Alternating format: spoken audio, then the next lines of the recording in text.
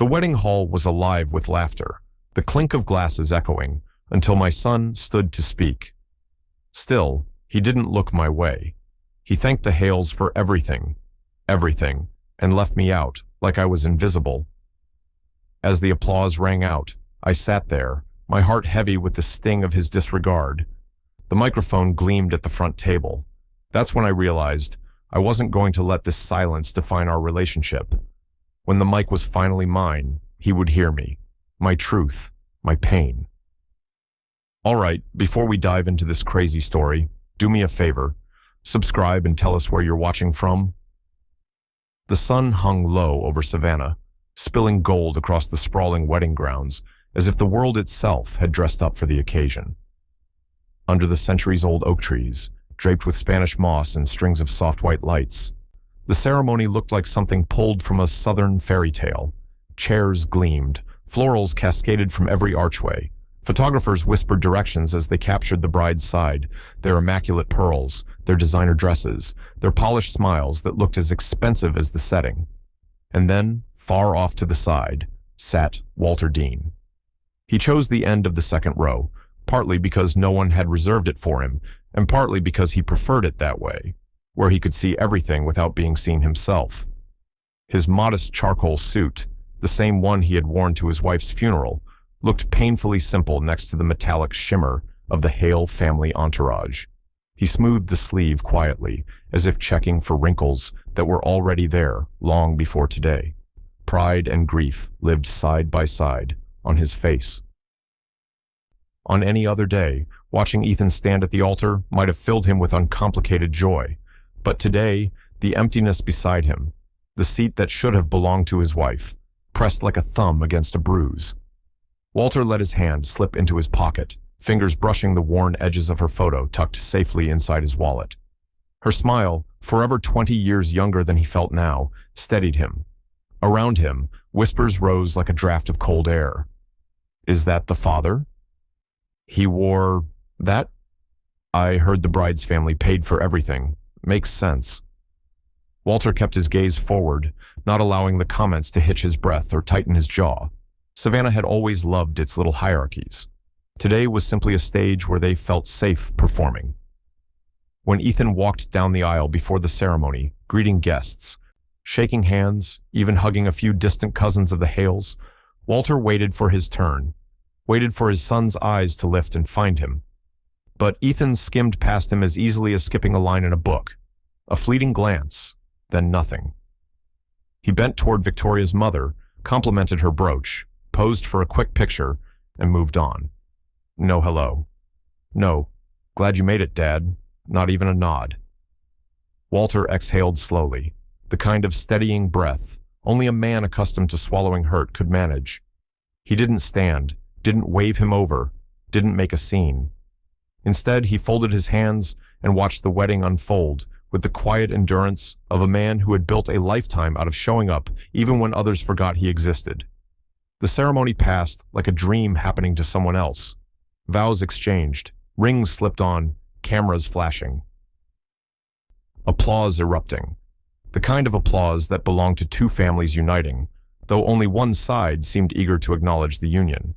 When the officiant declared them husband and wife, Walter smiled, small and genuine, because no matter what, Ethan was still his son. Some things were bone deep. Some loyalties didn't require audience approval. But the reception, that was where the real performance began. The tented hall glowed with warm light, chandeliers suspended from white drapery like floating stars. Tables were dressed in gold accents, crystal glasses catching every flicker of flame. The Hale family moved effortlessly among the guests, offering practiced laughter and confident charm.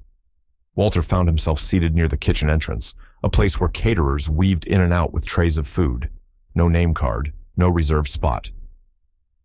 Just an empty chair no one claimed. He didn't complain, he never did.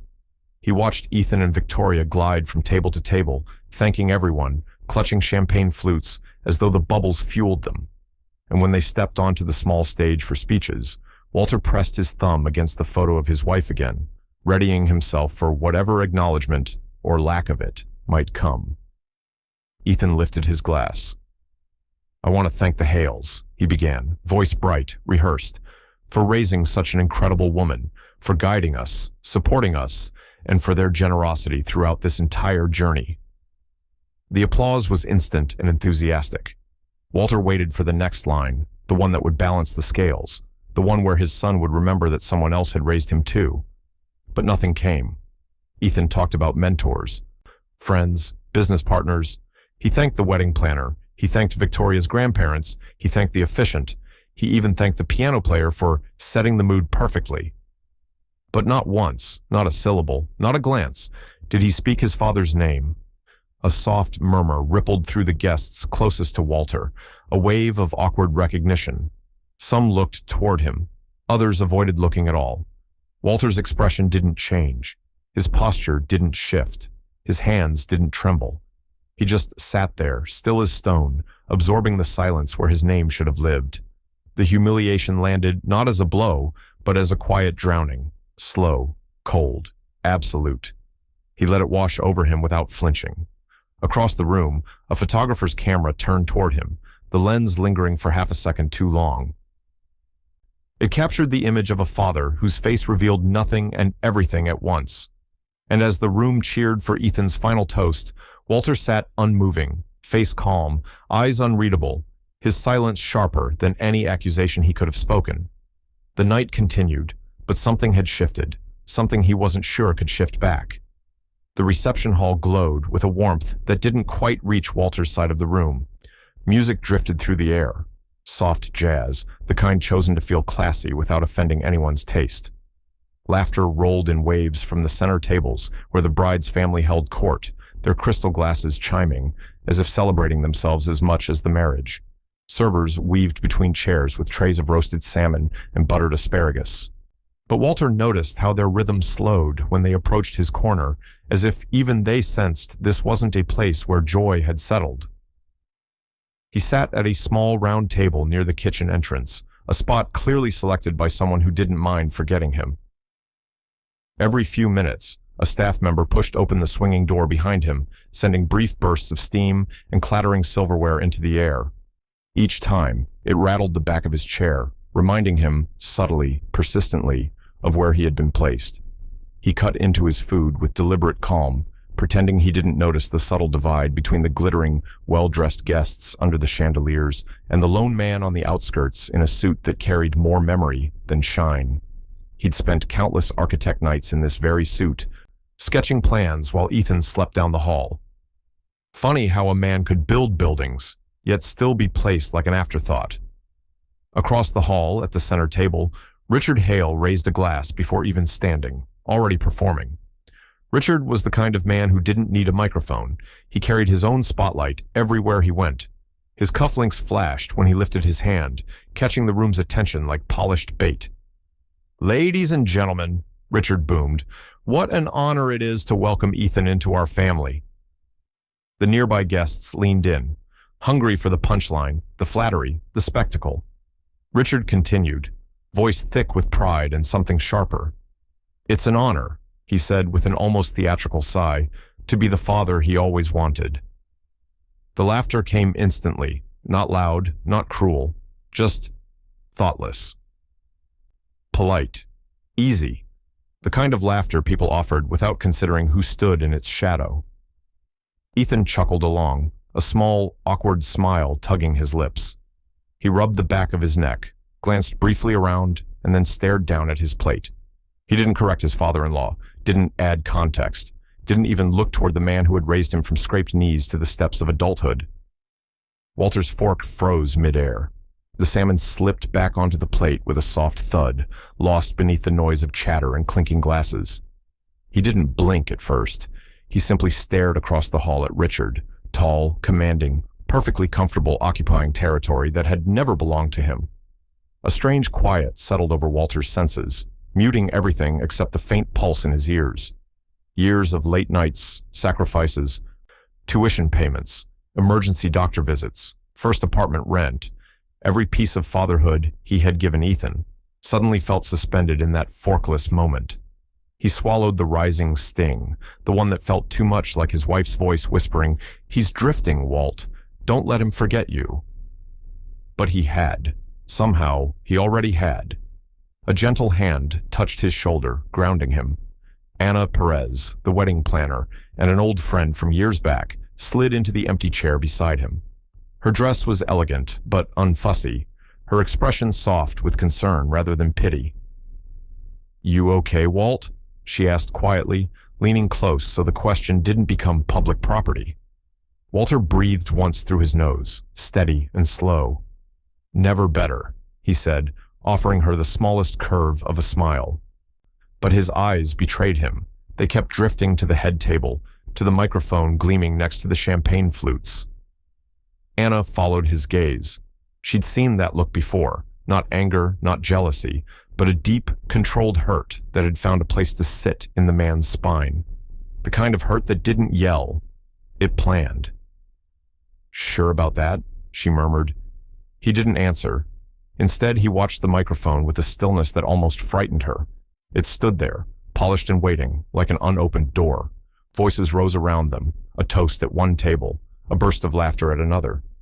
Victoria whispered something to Ethan that made him grin. A photographer circled, snapping staged candids. The world moved, swirled, celebrated. But Walter felt the room narrowing, tightening around one single point on that stage. The microphone. He could feel every unsaid word gathering weight in his chest. The disappointment from the ceremony, the silence during the vows, Ethan's avoidance, Richard's jab. All of it settled like sediment in water, forming something dense and undeniable. Anna placed her hand over his for a moment. "Walt, don't let them get to you," she whispered. But he wasn't thinking about them anymore. The music quieted. The DJ adjusted settings. A few people took their seats again, expecting another round of speeches soon. Walter finally lifted his fork again, took a small, steady bite, and forced himself to chew. But his eyes didn't move from the stage. The microphone waited. And Walter Dean, forgotten father, polite afterthought, man pushed to the margins of his own son's wedding, waited with it. Something was coming. Not tonight. Not yet. But the room didn't know that the quietest man in it was already preparing his next move. The clinking of silverware softened as Ethan rose again, champagne flute lifted high, his smile stretching wide enough to reassure the murmuring clusters of guests that the earlier awkwardness had been nothing more than nerves. Soft uplighting warmed his face, giving him the glow of a man perfectly framed for photographs and approval. Walter watched from his distant table as his son tapped the glass gently, calling the room to attention, with a confidence he hadn't learned from any Hale. "Before we continue," Ethan announced, "I want to give one more toast, a special one." A hush fell. Chairs squeaked, cameras lifted. Even the waitstaff paused near the draped entrance, hands steady over trays. "I owe everything," Ethan said, voice ringing clear through the speakers, "to the Hales, for their guidance, for their generosity, for their love." A wave of applause swept the room, quick and eager, like people clapping for a line they'd been waiting to hear. Richard Hale's grin widened, smug and territorial, as though the declaration validated a claim he'd been carving since the engagement. Victoria dabbed the corner of her eye with a linen napkin, feigning delicate emotion for the cameras aimed her way. But among the applause, something else stirred. Small, troubled murmurs rippling through the pockets of guests who had known the Deans long before the Hales ever entered the picture. Golf buddies, old neighbors, a couple of retired teachers who remembered Walter showing up at school fundraisers with sketches of new playground concepts. People who knew exactly where Ethan's everything had really come from. And those people now glanced toward Walter, some with confusion, some with sympathy, some with embarrassment on his behalf. Walter didn't move. He didn't blink. He simply sat with the same quiet stillness he'd carried all evening, but inside him, something tightened. A seam pulling, a thread snapping. Ethan's words landed like a blade sliding in without resistance. Not shouted, not cruel, just precise. Beside him, Anna leaned slightly closer, her voice barely above a breath. "Say something." He didn't look at her. He kept his gaze on Ethan, who was now smiling theatrically as the applause faded. "Not yet," Walter murmured. There was no anger in his tone, no bitterness, just a controlled, calculated restraint that made Anna exhale slowly, as if realizing the man beside her wasn't swallowing the moment, he was storing it. Ethan continued talking, filling the silence with lavish praise for his new family. Walter lifted his glass, took a long, deliberate sip, and let the drink settle in his chest like a cold stone. He didn't taste the champagne. He barely tasted anything at all. His senses had narrowed to a pinprick, centered entirely on the fact that his name, his existence, had once again been erased from his son's narrative.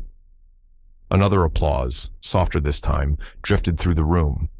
Ethan sat back down, basking in the warm approval of the table that had never carried him through life, never paid a bill for him, never guided him through heartbreak or college or loss. The Hales clapped proudly, already rewriting the story of who built Ethan into the man he was. Walter rested his empty glass on the table, the soft click louder than it should have been. He drew a slow breath, placed both palms on the linen, then pushed himself up from his chair. The movement was smooth, practiced, the rise of a man who had spent decades carrying himself with dignity, even in the face of disappointment. Anna straightened beside him, a flicker of worry crossing her face. "Walt?" He adjusted his tie with steady fingers, not to impress anyone, not to prepare for a speech, but because he refused to let anyone see him rattled, even now. He tugged it into place, smoothed the crease, and lifted his chin. Across the hall, beyond the glittering tables and towering floral centerpieces, sat Judge Patterson, old friend, old mentor, old witness to Walter's life before grief and fatherhood and sacrifice had carved new lines into his face. The judge had been quiet all evening, sipping bourbon slowly, watching everything with the sharp eyes of a man who had presided over more broken relationships than most people ever witnessed. Walter met his gaze. Judge Patterson held it for a moment, then gave a small, sober nod, the kind only an old friend could offer, acknowledging the wound without pitying the man who carried it. Walter inhaled once, steady and controlled. It wasn't anger heating his bloodstream, it was clarity. Betrayal had a way of sharpening certain truths, and the truth was now sitting heavy in the air. The son he had raised had chosen silence over acknowledgement, image over gratitude, distance over loyalty. He didn't walk toward the microphone. Not yet. He simply stood there, eyes fixed on the space where Ethan still laughed with the Hales, soaking in their affection like someone desperate for validation. The room blurred around Walter, sounds dimming, colors dulling. He felt the betrayal settle fully, not as a sharp blow, but as a slow, suffocating weight, pressing exactly where pride and old wounds met. It settled, and it stayed, and it changed something inside him. Walter picked up his glass again, turning it gently between his fingers as though studying the reflection of the man he had become. A man who had given without being seen, supported without being claimed, loved without being remembered. The speeches were over, but his silence wasn't. And the next part of the night was no longer going to be passive. The music faded into the background as Walter remained standing beside his table, the stem of his empty glass still warm from his hand. The room buzzed with conversation, forks tapping plates, chairs scraping lightly over polished wood, but none of it reached him. The sound around him thinned until it felt like he was listening from underwater, as if the world had quietly stepped away to make space for something older, heavier, and far more personal. Because betrayal doesn't always announce itself. Sometimes it slips in quietly, wearing the face of your own child. Walter lowered himself back into his chair, his breath steady, his gaze unfixed. And then the memories began to surface, not as nostalgia, but as a reel of sacrifices that suddenly demanded oxygen. He remembered writing the first tuition check when Ethan received his acceptance letter. They had celebrated with burgers and milkshakes because it was all they could afford at the time, yet Walter had insisted Ethan pick the place. "Your milestone," he'd said. "You choose." Ethan never knew Walter spent the next 3 nights drafting architecture revisions for a client to cover it. Then came the apartment, Ethan's first real taste of adulthood, keys gleaming in his palm. "It's tiny," Ethan had laughed, "but it's mine." Walter had only smiled, pretending the cost didn't sting his savings. Let him have the credit, he'd told friends. Boys need to feel they built something on their own. He had funded the down payment quietly, slipping the check to the landlord with a firm handshake. No acknowledgement needed, no spotlight sought. That wasn't the kind of father he wanted to be. And then the wedding deposit, $25,000 wired before the Hales even decided whether the venue was acceptable for their standards. He'd done it in silence, wanting nothing more than to ensure Ethan started his new life without debt weighing him down.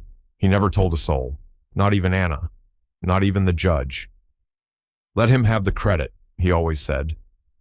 But tonight, under the chandeliers and expensive floral arrangements, those words burned like a mistake he could no longer justify.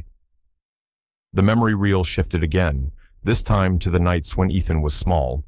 Walter saw himself hunched over his drafting table in the dim light of their old house, tracing the lines of a suspension bridge while Ethan slept on the couch beside him. His wife would drape a blanket over their son, kiss Walter's shoulder, and whisper, 2 more hours, then bed. He'd nod, then keep working another 4. Every blueprint he finished, every project he completed, held a hidden purpose: to give his son a life steadier than the one he'd grown up with. He'd built bridges for clients, but for Ethan, he built a world. And then, as if pulled from the deepest corner of his memory, his wife's voice emerged, soft, tired, spoken on a day when the hospital monitors beeped too loudly and her hands felt far too cold.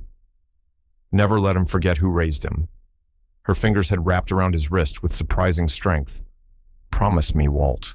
Don't let the world rewrite what you built. He'd promised. God, he had meant it.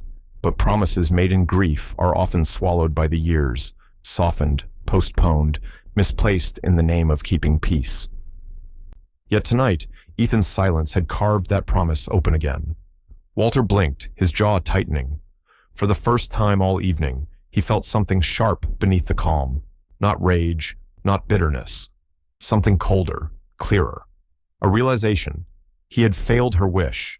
Not because Ethan loved another family, not because the Hales flaunted their money, but because Walter had allowed himself to disappear, quietly, politely, willingly, in the hope that humility would someday be rewarded with gratitude.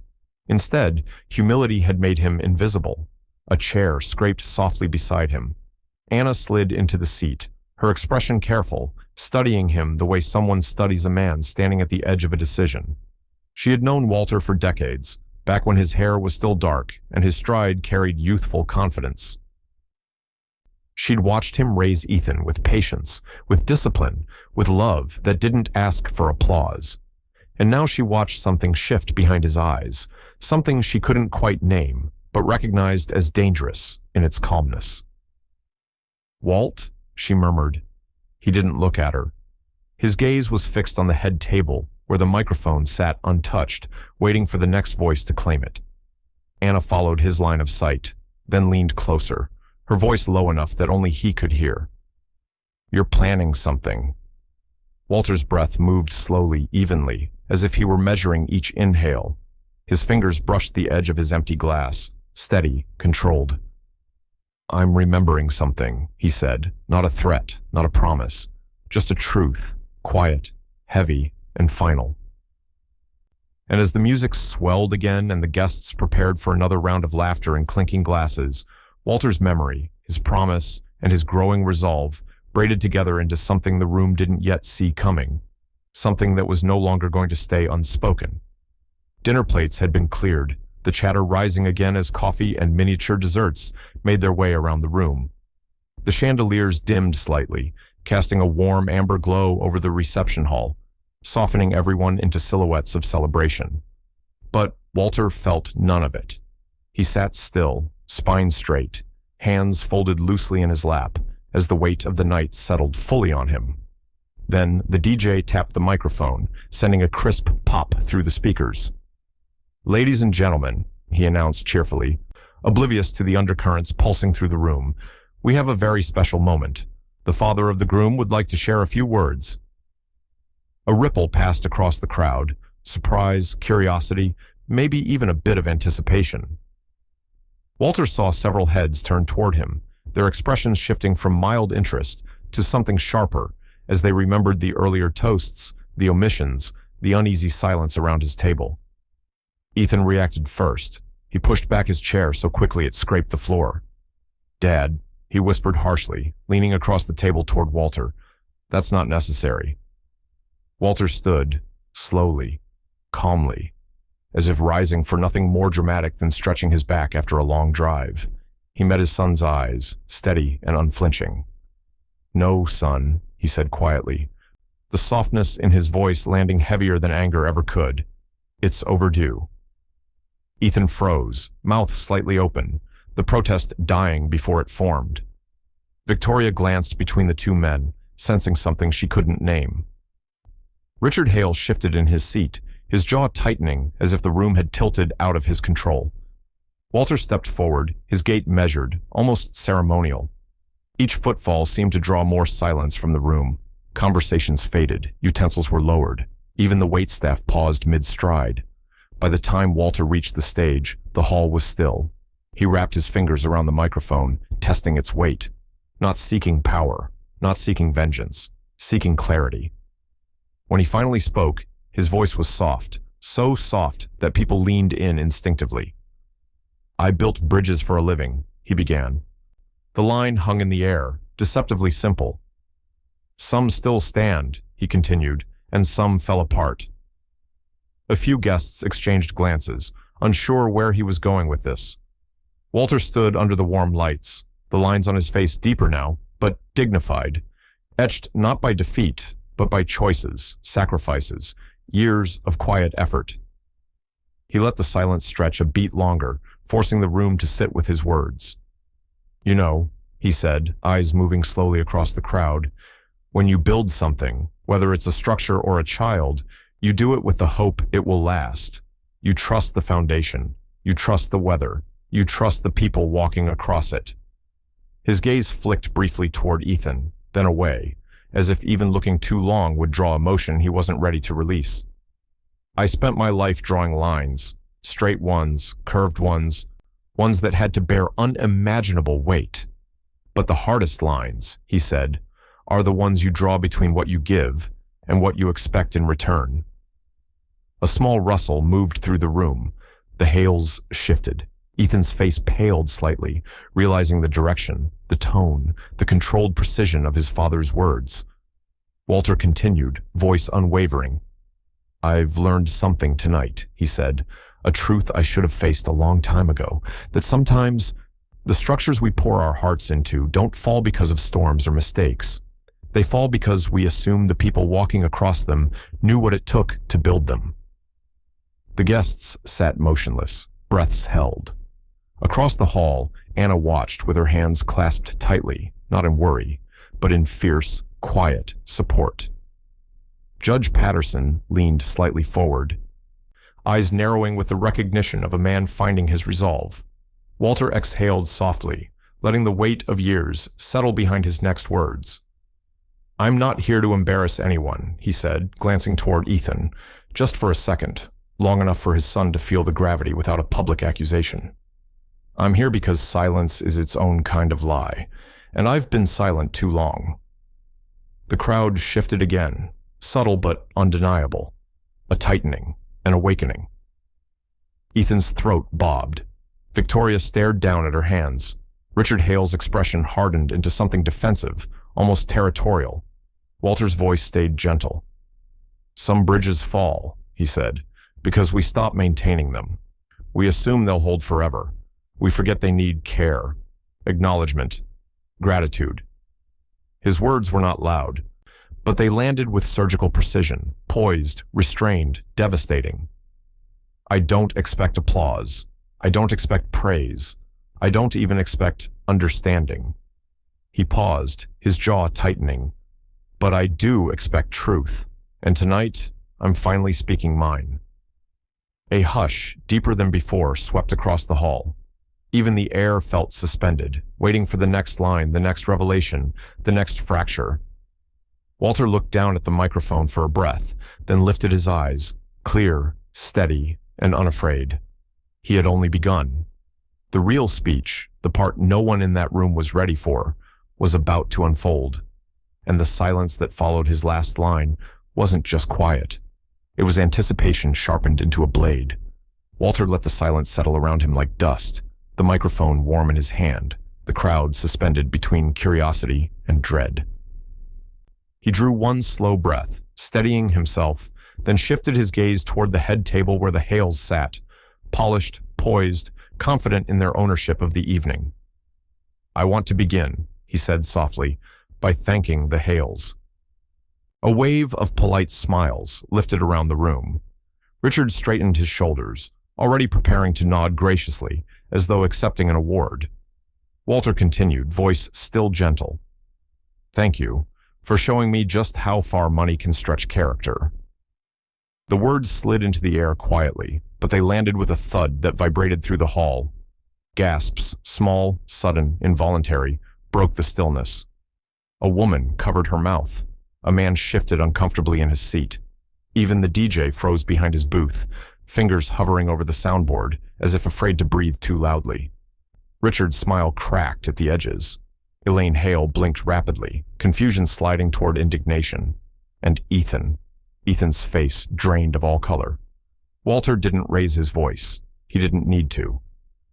"I stand here tonight," he continued, "listening to speeches about generosity, love, and support, and I realized something." He paused, letting the room lean in. That sometimes generosity is loud because it wants to be seen. A few guests turned their heads toward Richard instinctively, unable to help it. "But real support," Walter said, "is usually quiet, invisible even, done without applause." He lowered his eyes briefly, gathering the next truth like a stone he had polished for years. "So, let me tell you a few quiet things." He lifted his gaze again, steady, unblinking. "I funded Ethan's education." A ripple of whispers swept through the tables. "I paid for his first apartment." Another ripple, sharper this time.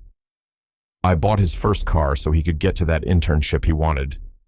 Richard shifted, jaw tightening, as if bracing against something he never expected to be challenged.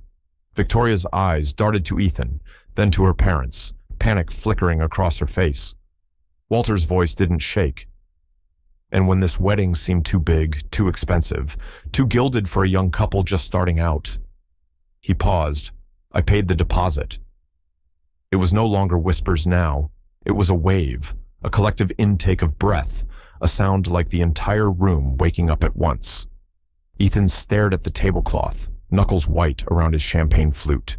Walter let the truth sink in before delivering the next line, the one that had been sitting in his chest all night, heavy as wet cement. "All I ever asked," he said quietly, "was a seat near the front." His words were not angry, just tired, honest. So painfully honest that several guests looked down, unable to meet his eyes, ashamed not for him, but for Ethan. Walter glanced toward his son, not with rage, not with bitterness, but with the quiet sorrow of a man who had finally realized his place in a story he helped build. Ethan tried to speak, his lips parting in a silent plea, but no words came. He looked like a man suddenly standing on a foundation he'd never inspected, discovering cracks he had caused himself. Walter lifted his glass, slow, deliberate. "To family," he said, letting the weight of the words settle over the crowd, "by blood or by choice." Another gasp, this one lingering, spreading like a cold draft under every tablecloth. He didn't elaborate, he didn't point fingers, he didn't need to. The room had already drawn its conclusions, stitching truth together faster than any speech could. Walter lowered the microphone, letting the finality of the moment settle. He stepped back from the stage with the same calm he'd walked up with, shoulders straight, dignity intact. He walked past tables of stunned guests, their eyes following him like he carried the flame of something dangerous and righteous all at once. Even the servers stopped moving, trays frozen mid-air. As he neared his quiet corner, the hall remained utterly silent. No applause, no murmured congratulations, no attempt to soften what had just unfolded.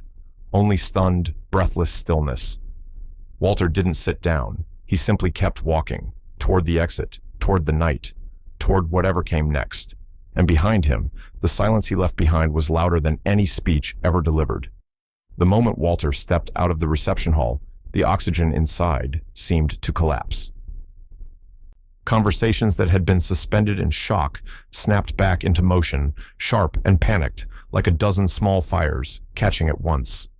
The gilded warmth of the wedding tent suddenly felt too bright, too exposed, every glittering surface reflecting back the truth Walter had laid bare. Victoria was the first to explode. She grabbed Ethan's arm so abruptly, he nearly dropped his champagne flute. "You didn't tell me your father paid for the wedding," she hissed, her voice tight enough to slice through the murmurs around them. Ethan blinked, still pale, still reeling. I didn't think it mattered." "Mattered?" Victoria's voice cracked, somewhere between a plea and an accusation. "Ethan, my family spent months planning this ceremony. My parents wrote checks, negotiated contracts, called in favors, and now everyone thinks we let your father carry the whole thing while we, what, sat around polishing silverware?" Her panic widened into something harsher. "This makes us look like frauds." Before Ethan could respond, another voice thundered into the conversation. Richard Hale, face flushed, tie loosened angrily, as if he needed space to breathe. "You embarrassed our family," Richard barked, "in front of our friends, our colleagues, half the damn city." His chest heaved, his jaw tight enough to splinter teeth. "You let him talk like that, undercutting us, humiliating us, and you stood there doing nothing." Ethan's shoulders sagged under the weight of blame from two directions. "Dad didn't mean—" Richard cut him off with a sharp gesture. "He meant every word, and the fact that you let him say it without correcting the record? That speaks volumes." Ethan swallowed hard, shame creeping up his neck like a slow burn. He glanced around and saw the looks people were giving him. Pity from some, fascination from others, judgment from most. The gossip had already begun. Two reporters, invited as media friends of the family, whispered furiously into their phones. A bridesmaid refreshed her feed, her eyes widening as posts began appearing online. "Father of the groom hijacks wedding with shocking truth. Old money versus quiet sacrifice. Savannah wedding drama unfolds." Photos were already circulating. Walter at the mic, Richard's stunned expression, Ethan frozen in place, like a man realizing the ground beneath him wasn't solid at all. Victoria saw the screen over the bridesmaid's shoulder and exhaled in horror. "This is going viral. Unbelievable." Ethan didn't answer. He fumbled for his phone, hands shaking. He needed to fix this. At least that's what panic told him. He needed to reach his father, get him to explain, to soften the blow, to something. He stepped away from the cluster of glares and whispers, pressing the call button with trembling fingers. It rang once, twice, 3 times. "Come on, Dad," Ethan muttered under his breath. "Pick up, please pick up." On the 4th ring, the voicemail clicked in. Walter's voice, calm, warm, recorded months ago, filled Ethan's ear. "Leave a message." Ethan hung up without speaking. The rejection, silent and intentional, hit harder than anything said during the speeches. His hands tightened around the phone until his knuckles whitened. He dialed again, voicemail again, and again. Walter wasn't answering. And the absence spoke louder than anything he could have said. Across town, in the quiet of his car parked under a street lamp, Walter saw the calls come in. He watched the screen light up, then dim. Light up. Dim. Again and again. He didn't touch it. He simply let the silence do the talking. His other phone buzzed. Anna. He answered her call. "You detonated a polite bomb," she said, no greeting needed. Her tone carried equal parts awe and concern, the voice of a woman who had seen many dramas, but none quite so precise. Walter rested his head back against the seat, eyes half closed. "I didn't detonate anything," he replied, voice even. "I simply turned the mic on." Anna exhaled, a quiet laugh slipping through despite everything. "Well, Savannah won't forget this night." "Neither will Ethan," Walter murmured. He watched the wedding venue from a distance, its lights flickering against the dark sky, the faint sound of chaos drifting faintly through the trees, people still bustling, still gossiping, still recovering from a truth they never expected to hear. Walter wasn't angry, not anymore. Something else had taken the place of anger, something colder, steadier. The beginning. the first quiet move in a revenge, rooted not in rage, but in dignity reclaimed.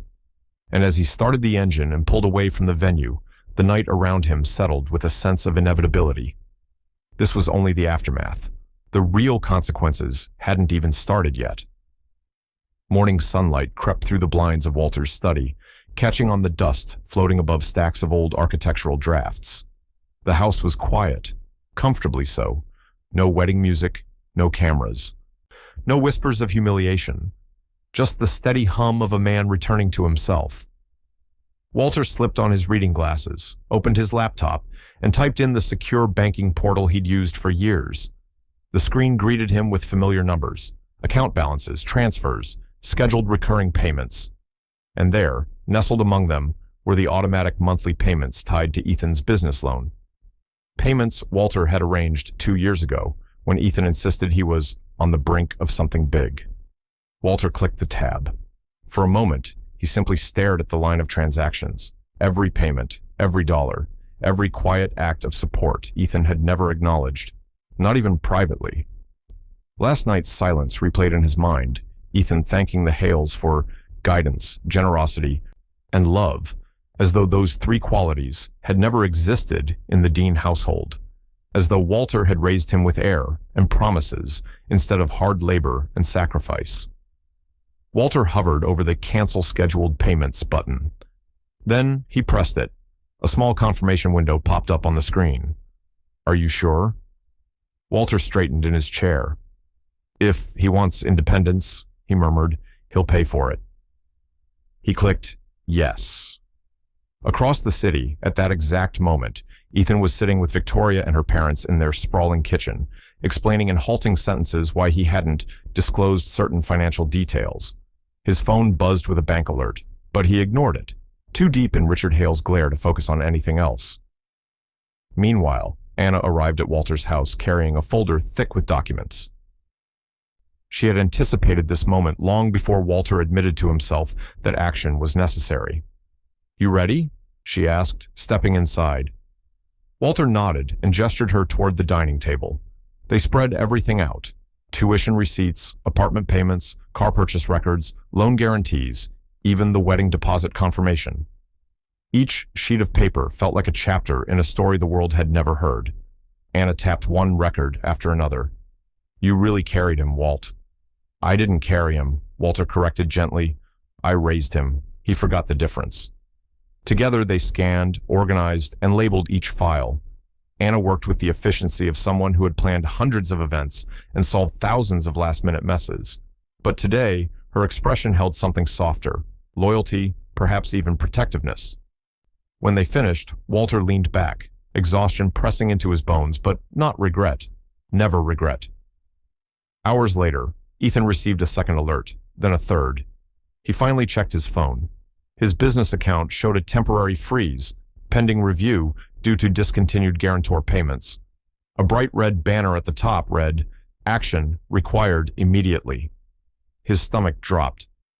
"Victoria," he whispered, voice cracking. She snatched the phone from his hand. Her eyes widened, then darkened. "Are you kidding me? Your father was paying this all this time?"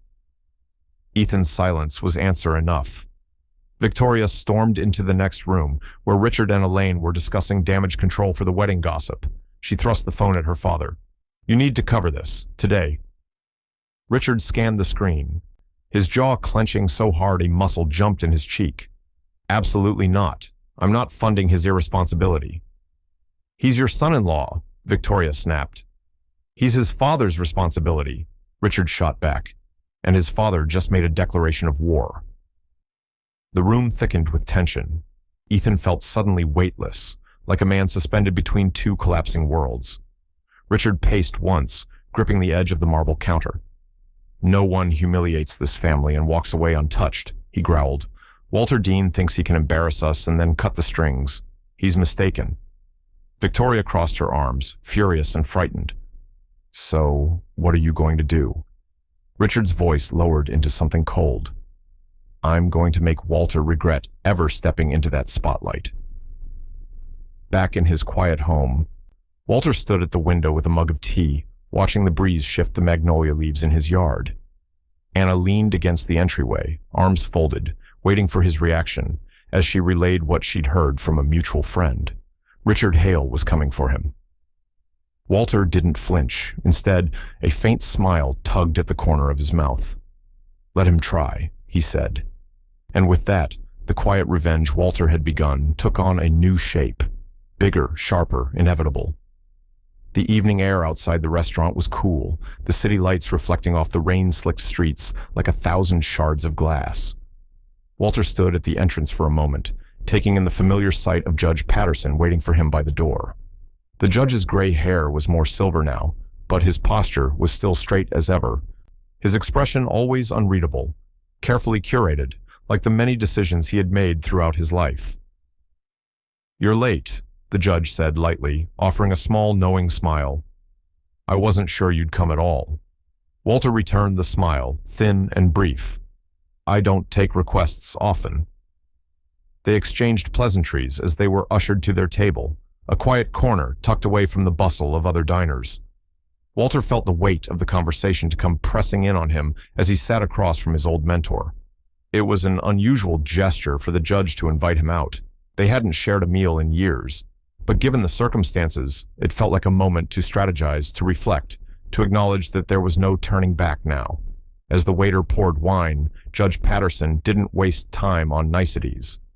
He studied Walter with a quiet intensity, his gaze sharp but tempered by years of experience.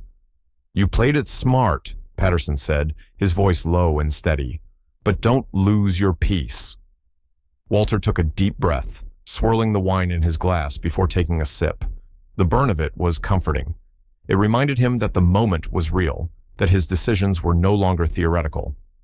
"I'm angry," Walter admitted, his voice carrying more weight than he intended. "But I'm not bitter." He looked into Patterson's eyes, his old friend's steady presence grounding him. "I'm not the man I was when I started this, raising him. I wanted to build something for him, but now it feels like I was the one who built a house only to have it torn down." Patterson nodded, as if he had expected the admission. "The question, Walt, is not whether you're angry, it's what you do with it. Anger without direction is like a storm with no eye.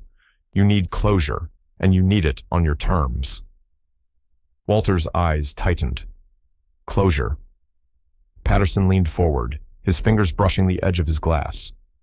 "Don't make this personal. Make it practical." He paused, as if letting the weight of his words settle before continuing.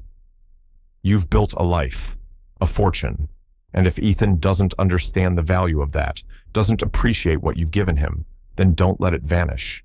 Protect it. Protect yourself." Walter sat back, considering the idea. The concept of closure was difficult. He had always done things quietly, behind the scenes, away from attention. But now, the world had seen the unraveling of his family, seen the betrayal so clearly that even his own blood had ignored the foundation he'd built. "I've spent years building," Walter said, his voice softer now.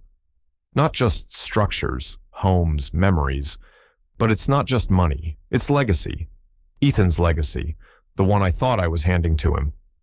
He stopped for a moment, gathering his thoughts. "And now, it feels like I've handed it to someone else, a family that wasn't even there when he needed them." Patterson's eyes gleamed, thoughtful. "Your legacy won't change just because one man decided to forget it. But you need to protect what's yours, Walt. Not just for you, but for what you've built, what you've earned."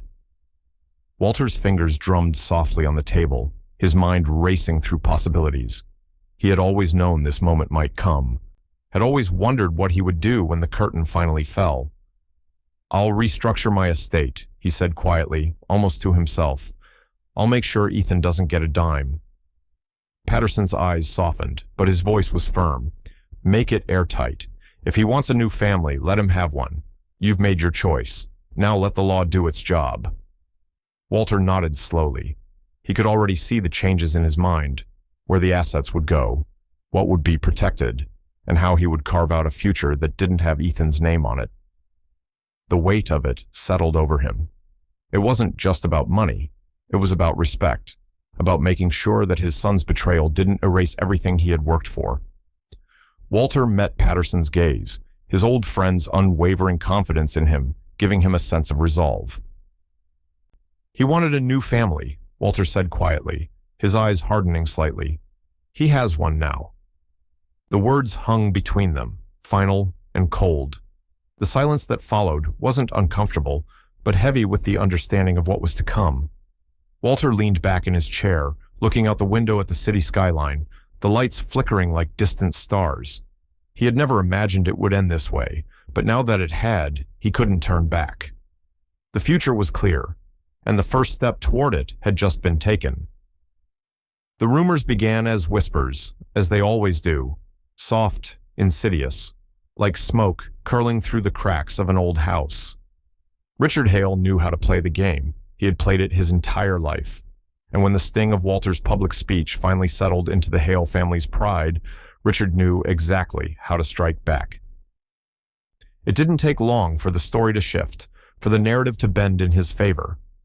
Within hours of the wedding, the subtle whispers began, first to the right people, then to everyone. Richard started circulating the idea that Walter wasn't just a proud father. No, the rumors painted him as unstable, an old man consumed by jealousy who couldn't handle seeing his son grow into his own man. "He's jealous of Ethan," Richard told anyone who would listen, his voice low but filled with the deliberate weight of suggestion. Walter never got over his wife's death, and now he can't stand the thought of his son succeeding without him. The story gained traction slowly at first. A quiet remark here, a knowing glance there. But soon, the local paper picked it up. The headline was simple. Devastating. Local architect's father attacks family at wedding. Says he funded everything, now wants revenge. The article painted Walter as a bitter, disillusioned man, a recluse clinging to a past that had long since slipped away. Ethan was cast as the victim, the son simply trying to build a life of his own, free from the shadow of his controlling, angry father. When Anna saw it, her blood boiled. She slammed the paper onto the kitchen counter, the words blurring together as fury clouded her vision. "This is ridiculous," she said, fists clenched. "Richard Hale is playing the victim, while you're the one who's been carrying the weight for years. This is slander." Walter didn't react. He didn't even look up from the documents spread across the table in front of him. Tuition receipts, old tax records, the wedding deposit records, even the marriage license loan documents. Every page told the same story. He had funded Ethan's education. He had given him a home, a career, a family. He had been the silent architect behind every step of Ethan's life. And now he was being painted as a villain. Walter gathered the documents slowly, methodically. He wasn't angry. Anger to him was a waste of energy. Instead, his expression was cold, calculating, as if he were already thinking 2 steps ahead. "Facts outlive rumors," he said quietly, his voice steady, a trace of something like resolve underneath. Anna's fury didn't seem to affect him. She stared at him, incredulous. "What are you going to do? Let them get away with this?" Walter didn't answer immediately. Instead, he continued sorting through the papers, pausing only to carefully organize them into a neat stack. Each document was a silent testament to what had been taken from him, to what had been dismissed so easily, the years of work, the years of sacrifice. Finally, he reached for his phone. He tapped out a message to a journalist friend of his, someone who had been in the industry long enough to recognize a story when he saw one. He attached the stack of documents, including the evidence of his financial support, and hit send. Minutes later, he placed his phone back down and looked up at Anna.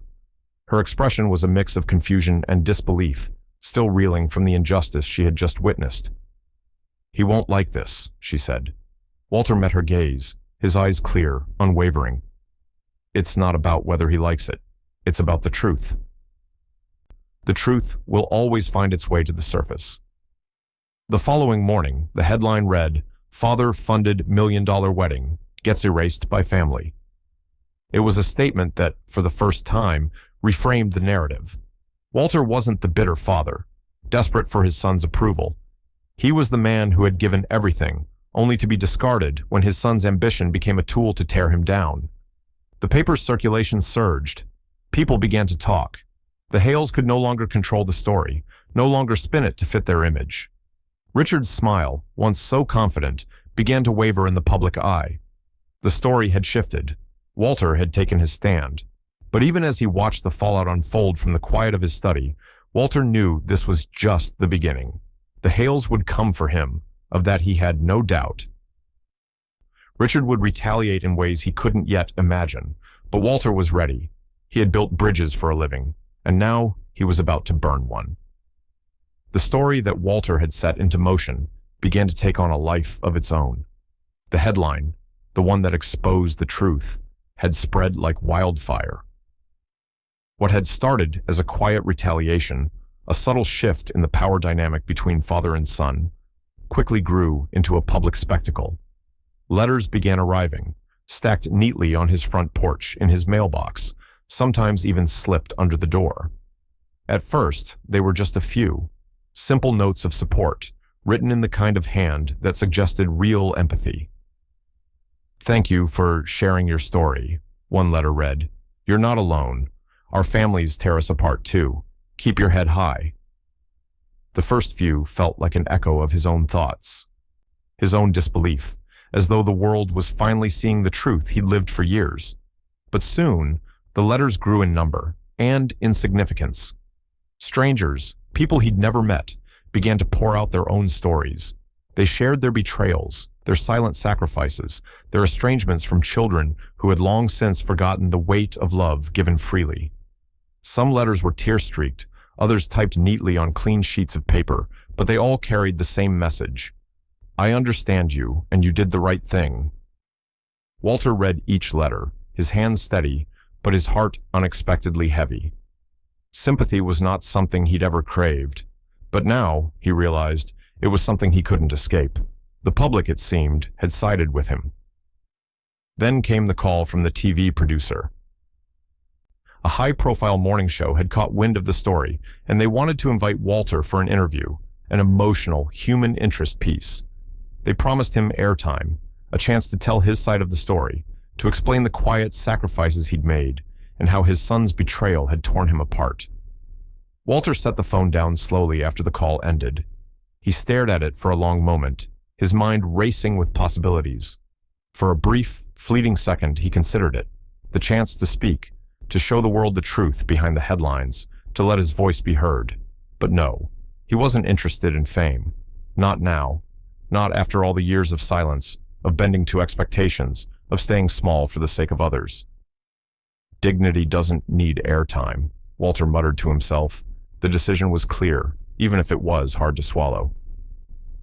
He didn't need their platform to be seen. He didn't need their cameras to prove he was right. Instead, he kept his life quiet, choosing his own terms for this chapter. Days later, the phone rang again, but this time, it wasn't a producer. It was Ethan. Walter picked up on the second ring, his pulse steady, his mind already bracing. Ethan's voice cracked on the other end, thin with frustration, but steeped in a deeper kind of shame. "You humiliated me," Ethan said, the words heavy, laden with anger, but also something softer, something Walter couldn't quite place. Walter's fingers tightened around the receiver, but he remained composed. "No, son," he replied, his voice steady, but with an edge that cut through the tension. "You did that first." There was silence on the other end of the line, a deep, aching silence that stretched on for too long. Ethan's breathing hitched, like he was about to say something else, something more, something raw. But it never came. Instead, a soft, almost defeated, "I don't want to talk to you right now," followed, and then the line went dead. Walter placed the phone down carefully, but the weight of the conversation lingered. Ethan's words, the bitterness in them, the accusation of humiliation. It had never been about what Walter had done to him. It had always been about what Ethan had done to himself. Walter hadn't made the choices that had torn their relationship apart. Ethan had. The silence in the room seemed to stretch longer now, as if even the house itself was holding its breath. Walter's face didn't betray the emotions that churned beneath the surface. Anger? No. There was none left. Sadness? Yes. But it was a quiet kind of sadness, a resignation that he had known, deep down, would come to this. A son lost, and a legacy left behind. Outside, the world was continuing to watch, turning, moving, digesting the story Walter had set into motion. The phone rang again, but this time, he didn't answer. He stood up, walked toward the window, and gazed out at the street. The soft light of evening was slipping across the trees, the world outside carrying on in its own rhythm, as though it had already moved past the chaos of the wedding. The tension in the room was thick, but it wasn't something Walter was willing to fight anymore. The story had become something bigger than him, something he couldn't control. And as the doorbell rang later that evening, Walter wasn't sure if he was ready for what or who was on the other side. But he would be ready for whatever came next. The tension in the house was palpable, settling in like dust. Every conversation between Ethan and Victoria had grown sharper, colder. The demands from her side of the family had only increased, each one more insistent than the last. Victoria had always been used to getting what she wanted, but now, as the cracks in Ethan's relationships began to deepen, her patience was thinning too. It was late one evening when Victoria finally confronted Ethan. The house was quiet, save for the ticking of the clock on the wall, counting down moments that seemed to hold more weight than any of the ones before. "Choose," she said, her voice low but unwavering. "Your father or my family." Ethan froze. His body went rigid, the weight of her words sinking in. He opened his mouth to respond, but nothing came out. The silence between them stretched long, thick with unspoken tension. "I've done everything for you," Victoria continued, her voice tightening, her gaze never leaving him. "I've stood by you through all of this, your father's game, his little power plays. But it's clear now that he doesn't care about us. He doesn't care about you. He's humiliating you, Ethan. He's destroying everything you've worked for." Ethan's hands curled into fists, but the frustration was masked by exhaustion. His shoulders sagged, as if the weight of her ultimatum was more than he could carry. She had been pushing him in the direction of her family for weeks, but now she was making it clear, if he didn't make a choice, the consequences would be immediate and severe. His eyes shifted from hers, glancing downward, as though searching for the words he didn't have. Victoria stepped closer, her voice cutting through the silence. "You have to make a decision now, Ethan. Your father or my family. You can't have both." Ethan's breath hitched, his mind racing. The loyalty he had always felt for his father, the man who had sacrificed everything for him, now seemed like a distant memory. He had allowed Victoria and her family to manipulate him, to tear him further away from Walter. He had let it happen, each choice weakening the ties to the man who had always been there, even when no one else had. The thought of losing Victoria was equally unbearable. She was the woman he had planned to spend his life with, the woman he had promised to protect, even if it meant turning his back on his own blood. His eyes flicked back to hers, searching for something, anything, that might suggest she could understand his dilemma. But she didn't waver. Her expression remained sharp, her stance unwavering. "You've made it clear where your priorities lie," Victoria said quietly, a finality in her voice that sent a cold wave of realization through Ethan. She was done waiting. "It's not even about family anymore. It's about power. You either take my side now, or you lose everything." Ethan turned away from her, unable to look her in the eye for one more second. He couldn't make a decision. Not now.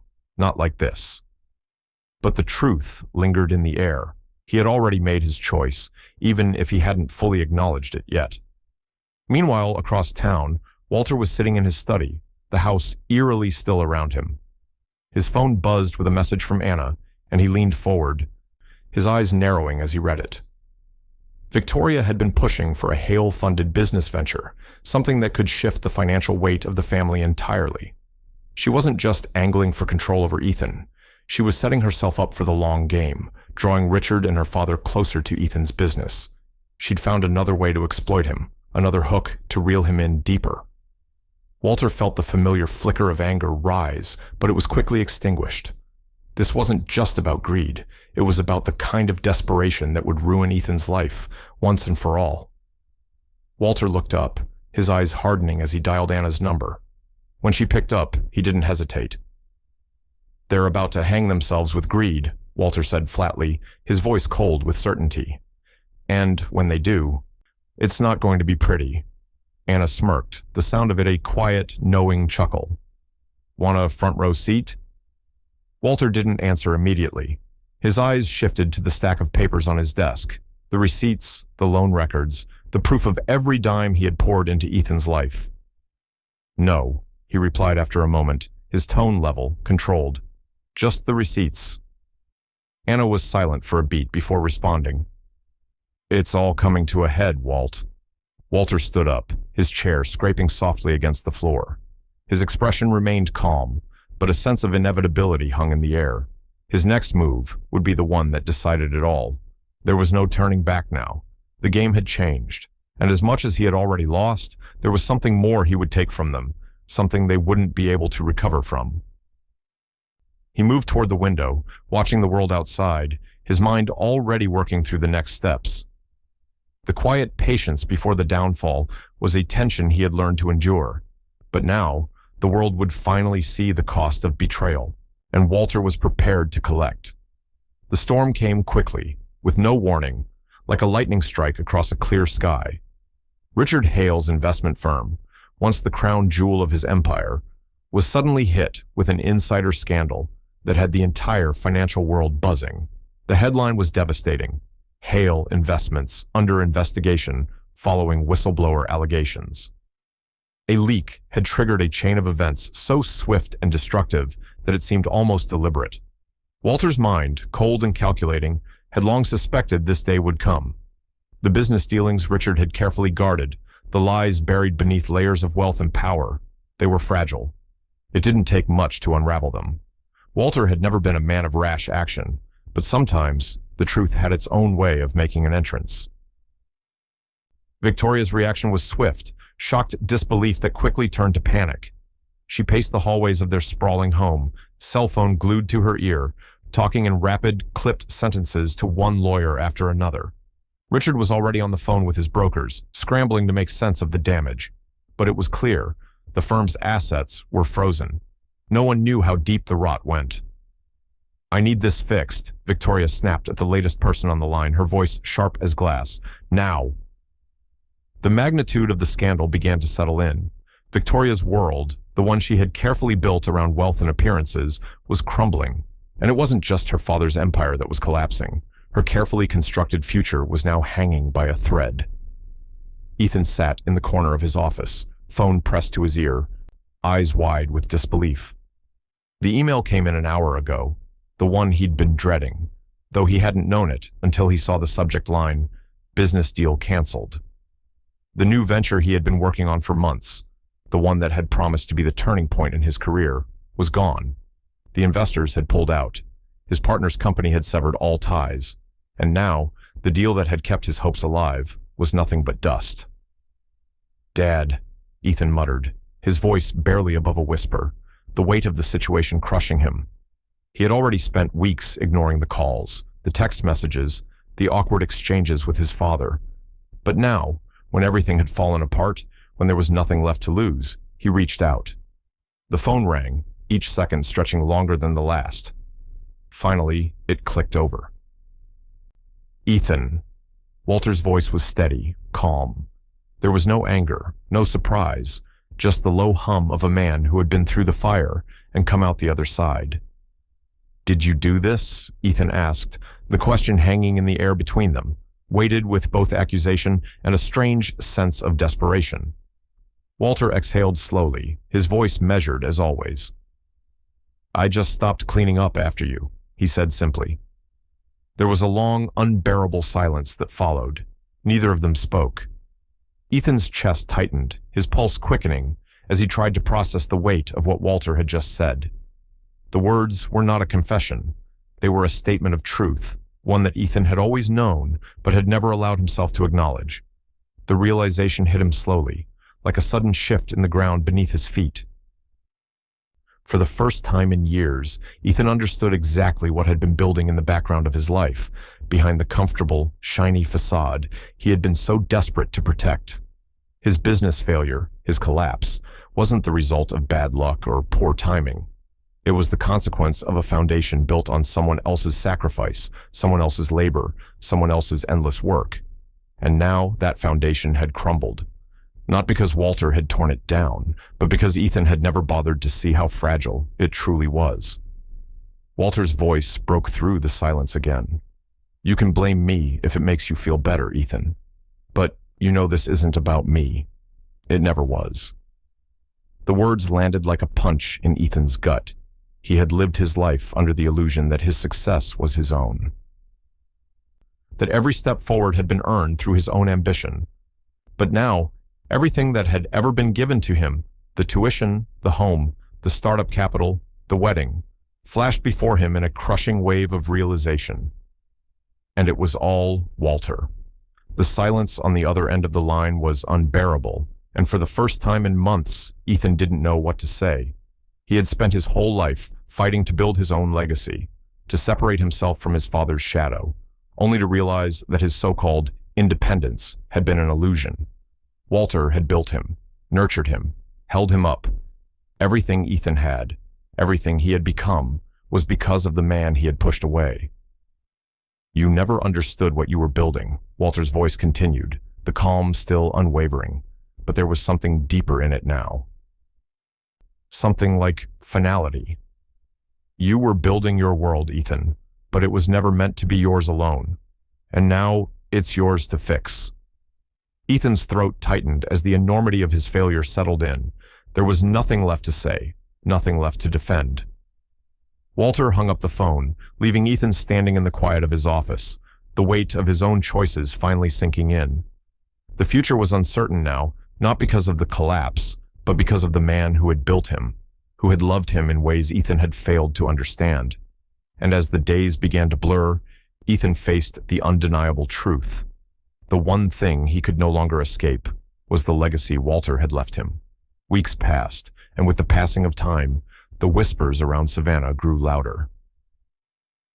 The once silent scandal that had unraveled Richard Hales' empire, coupled with the public humiliation Walter had so carefully orchestrated, had done its damage. Victoria's name now echoed through every social gathering, her reputation tarnished by association with her father's disgrace. But it wasn't just her name that had suffered, it was her marriage. Ethan and Victoria, once the golden couple, were now a headline of their own. The local papers buzzed with gossip, speculating on the cracks in their marriage. The speculation, never far from the truth, soon confirmed what the town had suspected. Ethan and Victoria had separated. Victoria left town not long after, her departure as swift as it was inevitable. She packed her bags, her reputation in tatters, and fled to a distant family estate. She left behind a trail of unanswered questions and a husband who had fallen from grace, his ambitions scattered to the wind. The whispers about her actions, her abandonment of Ethan in his time of need, quickly spread, as did the rumors that her father's financial ruin had drained her spirit, if not her will to fight. Ethan, meanwhile, stayed behind, caught in the wake of a broken marriage, a failed business, and a future that had crumbled under the weight of choices he had made years ago. But despite the heartbreak, he remained silent, withdrawing from the world as his life fell apart. No longer the man he had once believed himself to be, Ethan now carried the burden of his own decisions and of the legacy Walter had long since built for him. As for Walter, life had shifted in ways that felt both painful and oddly freeing. He had lost a son, but he had reclaimed something far more valuable. The betrayal that had cut so deeply now felt like an old wound, one that had healed without his conscious effort. And as the days passed, Walter threw himself into the one thing he could control, his garden. Each day, he spent hours carefully tending to the flowers, the trees, and the hedges that lined his property. The act of restoration, of nurturing life from the soil, was his solace. It was his quiet defiance against the chaos of his past. One afternoon, Anna visited, her footsteps light as she approached him while he worked in the garden. She stood at the edge of the path, watching him for a moment before speaking. "You're free of all of them now," Anna said, her voice soft, but knowing. She wasn't just referring to Ethan or Victoria. She meant the entire weight of the Hale family, the entanglements that had bound him for years. Free of the lies, free of the manipulation. You've been carrying their weight for too long." Walter didn't look up immediately. His hands worked methodically, pulling weeds from the flower bed, straightening a row of hydrangeas that had begun to lean sideways. Finally, he paused, wiping his brow with the back of his hand, and met her gaze. "Freedom costs," he replied, his tone even, almost detached. "But it's worth every cent." There was no bitterness in his voice, only the quiet certainty of a man who had long since made peace with the price he had paid. Anna studied him for a moment, her eyes scanning his face, as if she could see the deeper truth beneath his words. She had known Walter long enough to understand that, despite the calm, there was a fire inside him, a fire that hadn't been extinguished, even after everything he'd lost. "You've done more than just free yourself, Walt," Anna said, her voice tinged with a rare softness. "You've rebuilt something stronger." Walter stood silently for a moment, turning his attention back to the garden.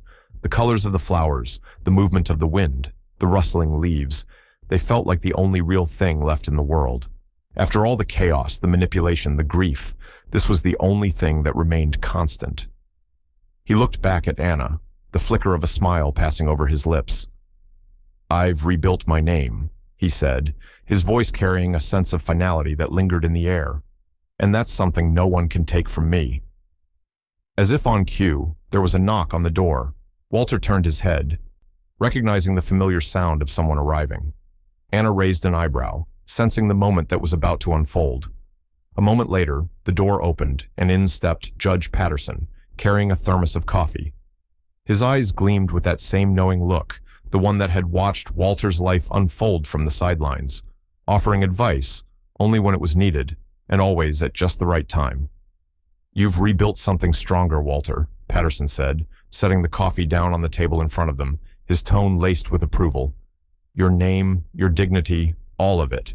It's more than just survival now. It's strength." Walter didn't answer right away. He simply nodded, the quiet satisfaction of his decisions settling in his chest. The journey had been long, painful, and fraught with loss. But now, standing here, in the space he had built for himself, Walter understood something he hadn't before.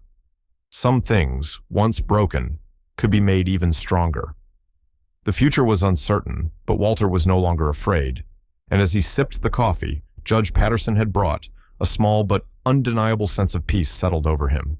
The battle was far from over, but he had already won the war. Walter sat at his desk, the light from the window casting long shadows across the room.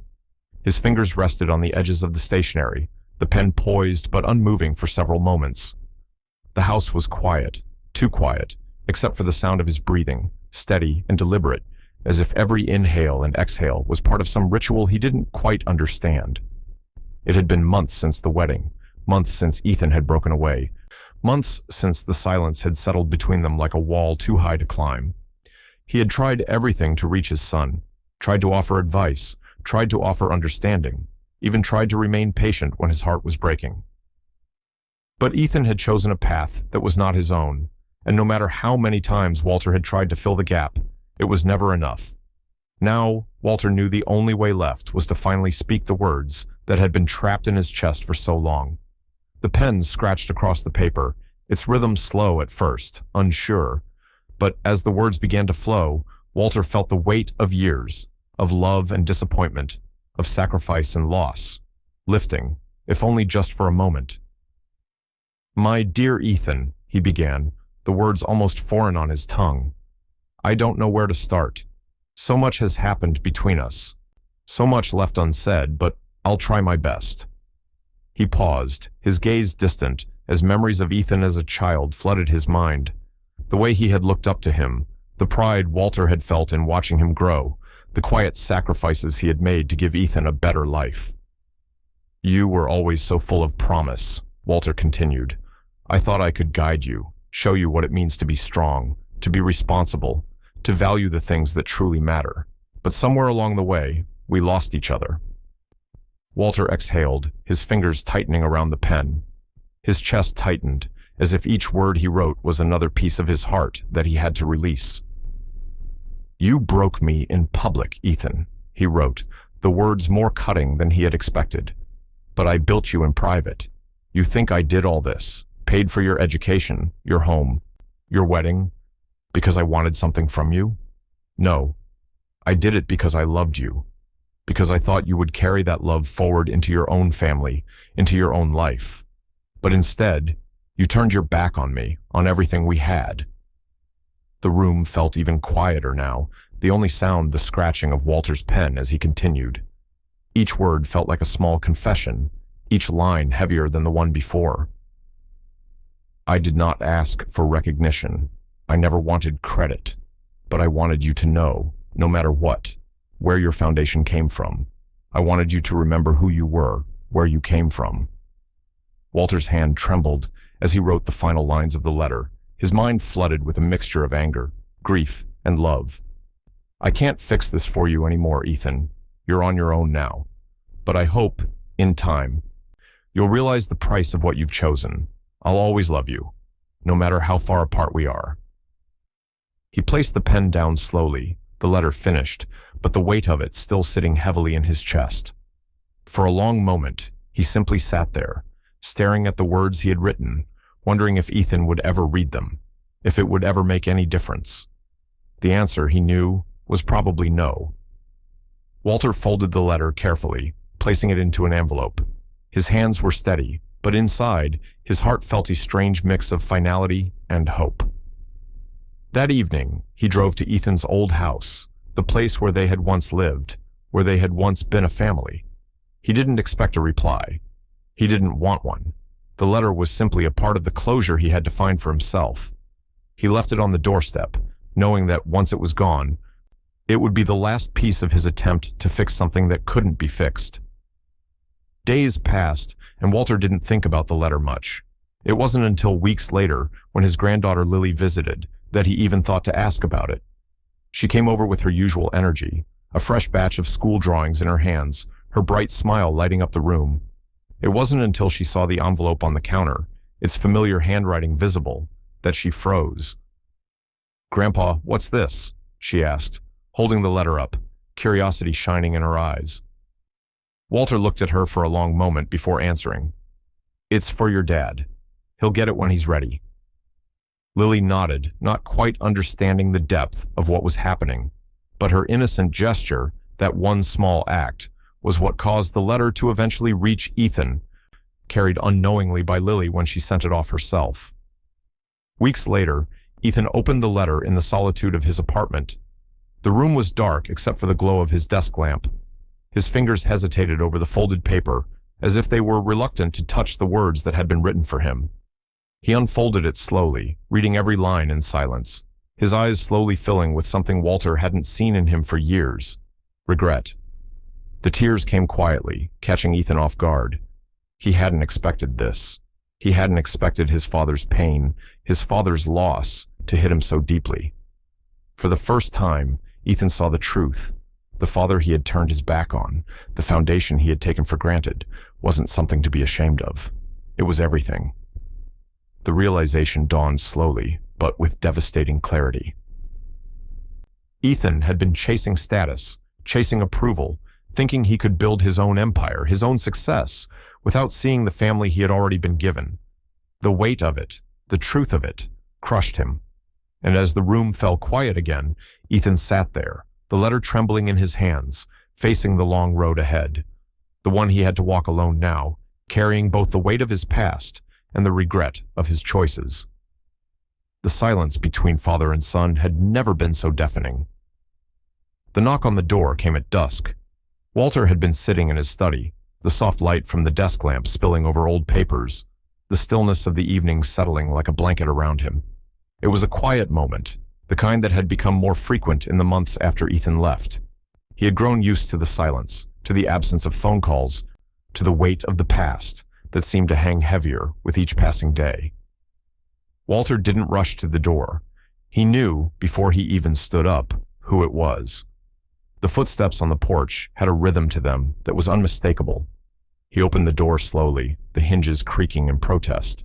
And there, standing in the fading light, was Ethan. Gone was the suit. Gone was the facade of confidence that used to cling to him like armor.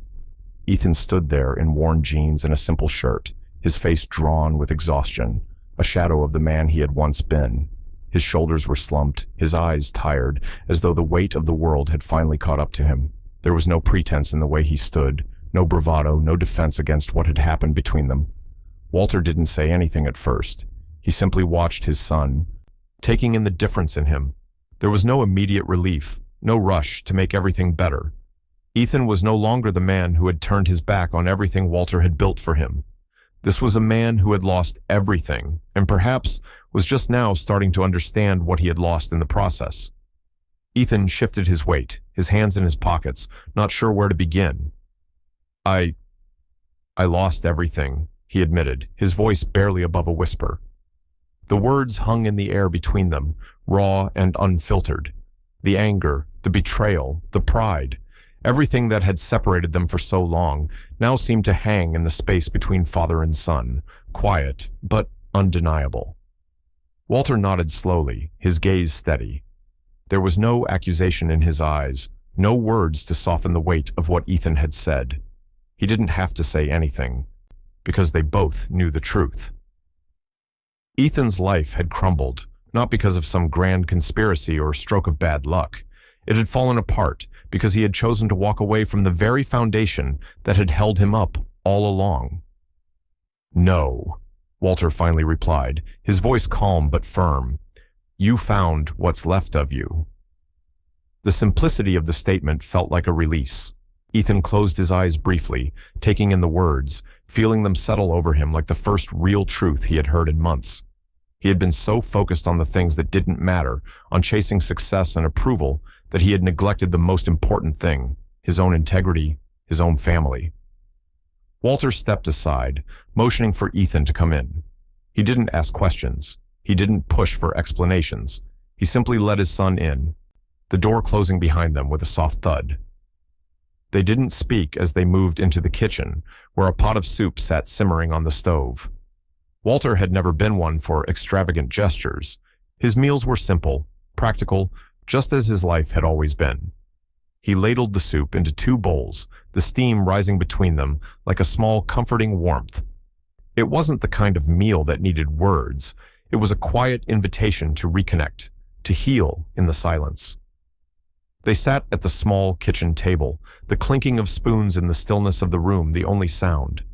Ethan ate slowly, almost mechanically at first, as if trying to find some sense of normalcy in the simplicity of the moment. Walter watched him quietly, taking small, measured bites of his own soup, never rushing, never demanding anything more than this shared space.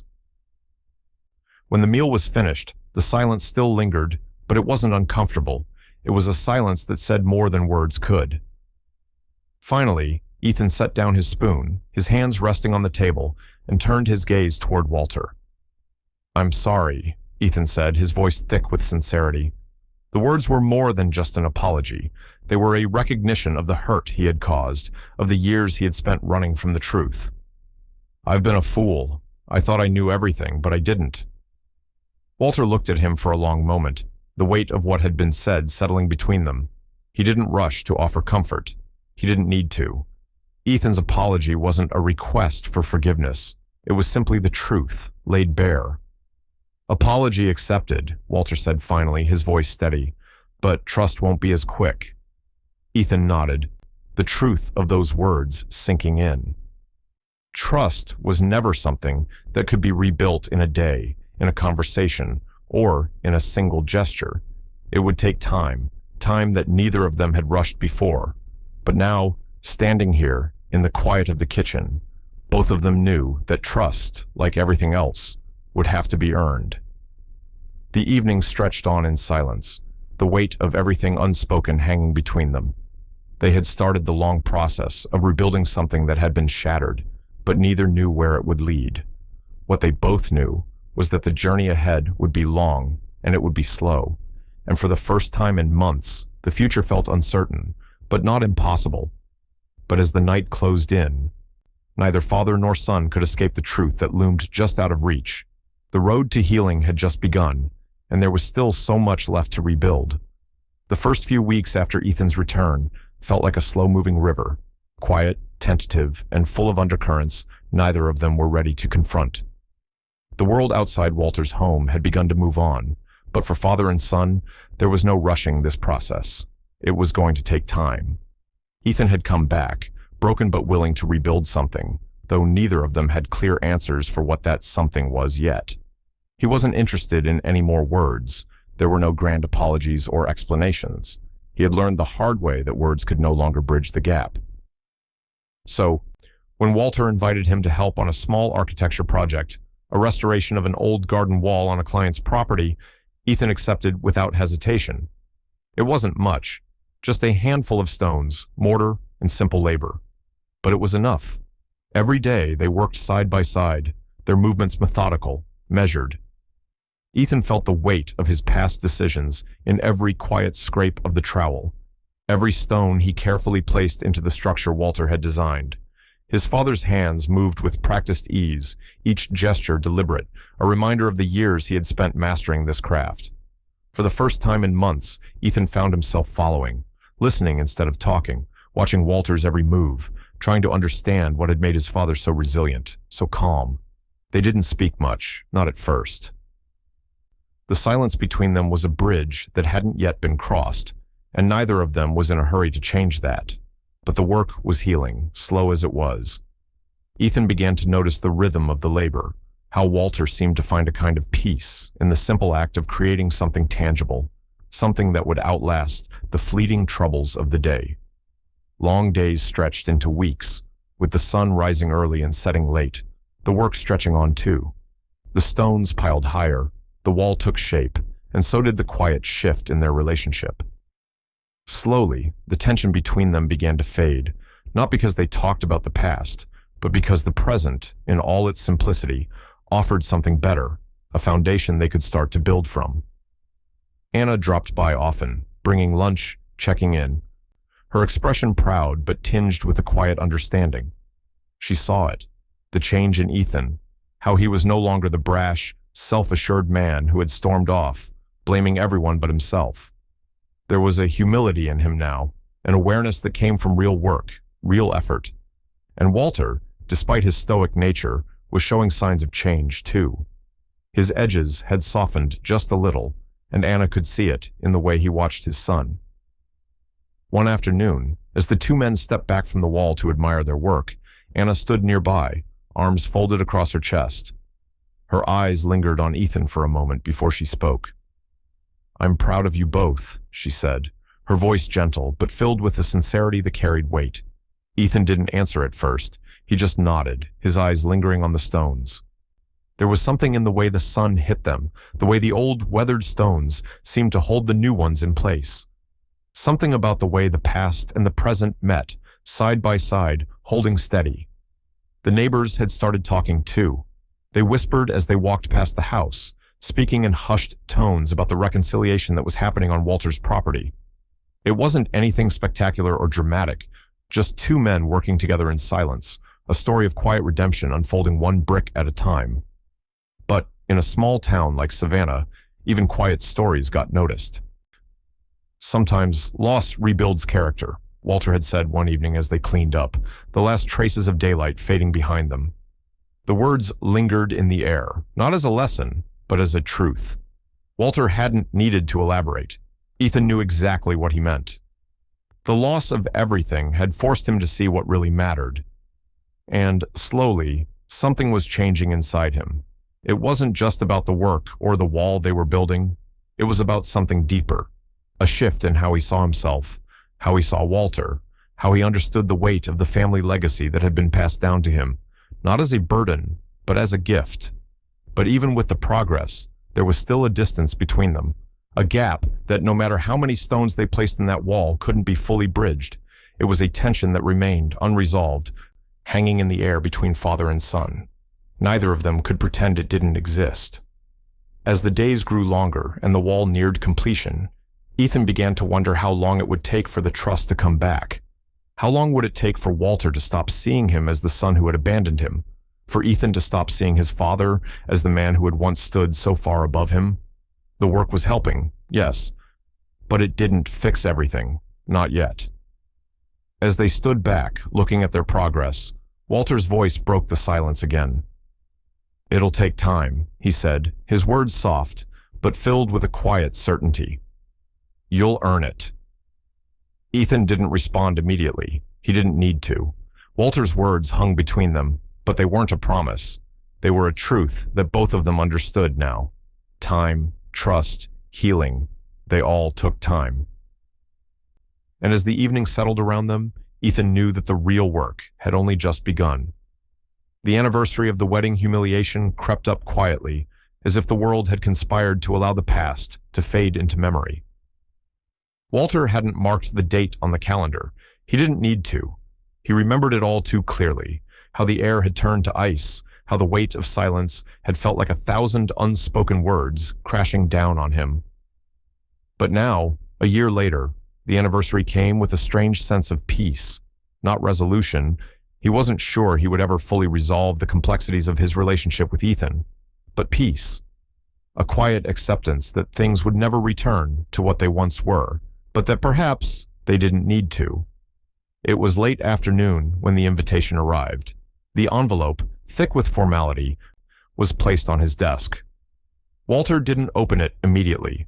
He'd grown accustomed to this kind of thing. Formal requests, polite gestures from the community that had followed his story, trying to stitch together their image of him as a man of dignity, a man of strength. He was, after all, the one who had been wronged, the one who had stood in the shadows and spoken truth. He had become a symbol, whether he wanted to or not. When he finally tore open the envelope, the words were as expected, an invitation to speak at a community event about legacy and respect. It was flattering in a way, but something about it felt empty. The event was meant to honor men of character, those who had weathered the storm and come out the other side. The town, it seemed, wanted to turn his pain into a lesson for others. But Walter had already learned that lesson. He wasn't interested in being elevated to a pedestal. He had no desire for the spotlight. Still, he thought about it for a moment, and then, with his usual quiet decisiveness, he made his choice. At the event, the room was filled with warm applause, the kind that made the walls seem too close, the air too thick with expectation. Walter's name was called first, but he simply shook his head when the organizer approached him. "Let someone else take the stage," he said quietly. "Recommend Ethan." The organizer looked at him, confused at first, but then, seeing the quiet resolve in Walter's eyes, nodded and made the change. Walter wasn't interested in making another speech. He wasn't interested in reminding the town of his own suffering. He was content to watch from the crowd, silently. This was about something else, something deeper. Ethan arrived shortly thereafter, looking different, still the same man, but changed in ways that were impossible to ignore. His suit, still a little too sharp for his taste, had the weight of someone stepping back into a world he had abandoned, but this time with intention, with purpose. Ethan took the stage with a quiet confidence that felt unfamiliar, but real. For a moment, Walter's heart tightened. Was this the man he had wanted Ethan to become all along? Ethan's voice echoed in the room, at first uncertain, but gaining strength with every word. He spoke about the struggles he had faced, the lessons learned the hard way.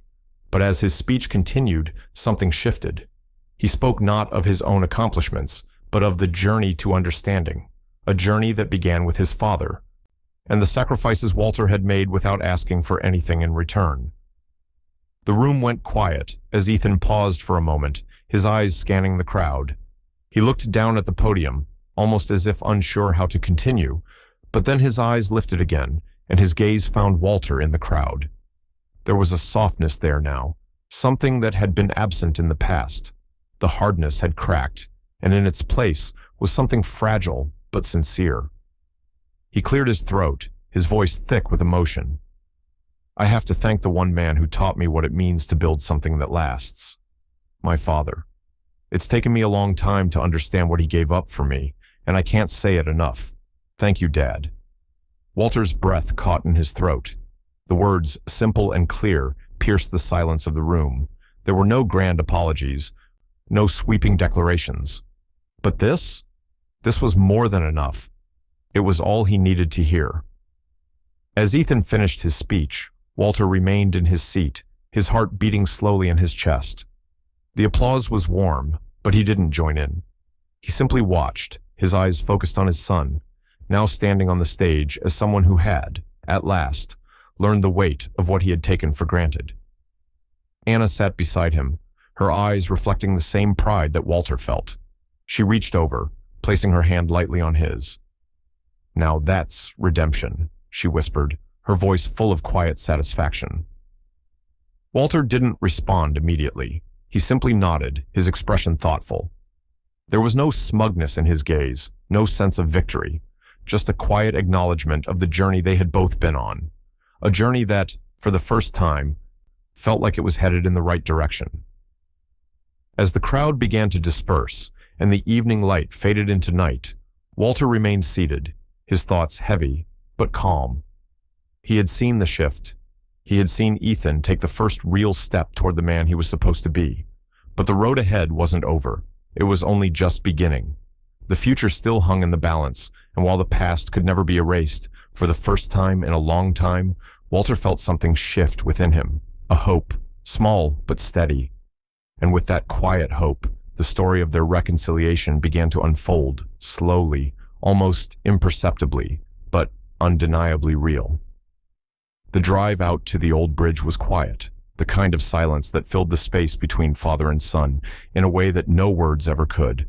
The road was long and winding, stretching out through fields that seemed to blend seamlessly with the horizon, the trees a blur of green and brown in the late afternoon light. They hadn't spoken much since Ethan's speech at the community event, the weight of it still lingering between them, neither fully knowing where to go from there. Walter's hands gripped the steering wheel, the motion steady but slow. His mind was elsewhere, on the bridge they were heading toward, the one he had designed decades ago, long before Ethan had ever left or returned, long before the betrayal had cut through their lives like a knife. As the car slowed and turned onto the narrow dirt road leading to the site, the bridge came into view, its stone arches rising gracefully over the river below. It looked just as it had when it was first built, solid, enduring, weathered by time, but still standing, proud and unyielding, like a silent witness to everything that had come before. Walter parked the car and got out, his movements deliberate, as if each step he took carried the weight of memories he hadn't fully processed. Ethan stepped out behind him, his expression unreadable, though there was something softer in the way he looked at the bridge, something unspoken passing between them as they stood there, side by side, taking in the view. Walter didn't say anything at first. He simply walked toward the edge of the bridge, the sound of his boots on the gravel, the only noise in the stillness.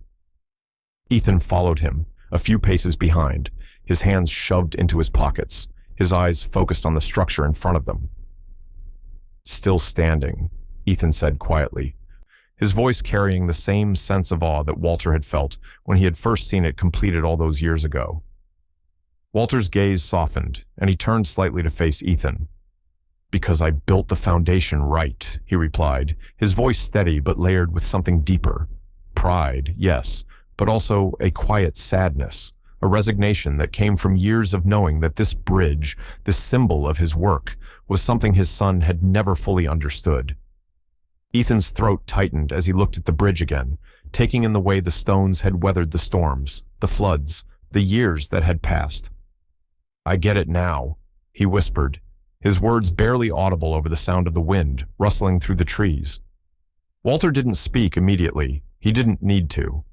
The bridge stood there, quiet, strong, and silent, just as he had built it to be, just as he had tried to build his relationship with Ethan. Ethan swallowed hard, his hand reaching up to rub the back of his neck, a nervous gesture that was so familiar to Walter, it almost felt like a return to the past. "I understand now," Ethan said again, his voice thicker this time, the weight of those words sinking in. "It wasn't just about the things you gave me.